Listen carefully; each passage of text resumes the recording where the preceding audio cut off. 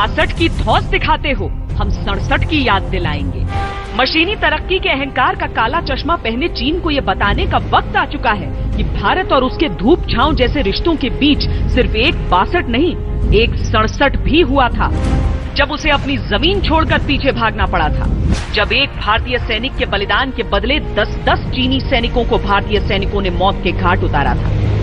1975 में भारत में विलय से पहले सिक्किम एक स्वतंत्र राज्य था।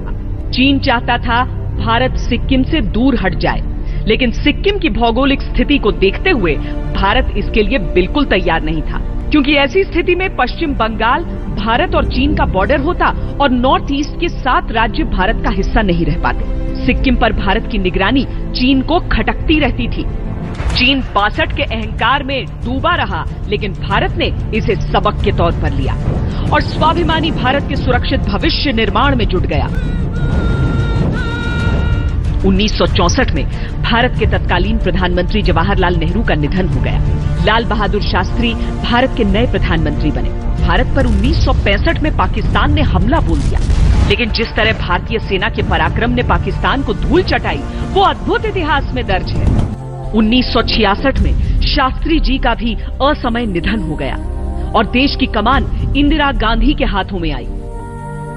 चीन को लगा राजनीतिक अस्थिरता को झेल रहे भारत पर दबाव बनाने का यही सही मौका होगा। नाथुला के उत्तर में यकला दर्रे पर तैनात भारतीय सैनिकों पर चीनी सेना ने अंधाधुंध फायरिंग शुरू कर दी। भारत 62 का बदला लेने के लिए तैयार हो चुका था।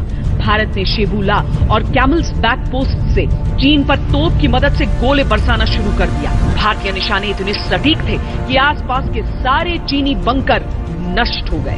इतनी कैजुअलिटीज हुई, उन्होंने खुद ही अपने बोला कि नाथुला में 400 आदमी उनके मारे गए। हमने सामने की लड़ाई होती ना, तो उसमें क्या होता है कि बेनेट होती है, तो उसके बेनेट घोप देते हो। तो चाइनीज ने ये किया, तो गुरखास थे तो उनके पास तो खुखरी होती है।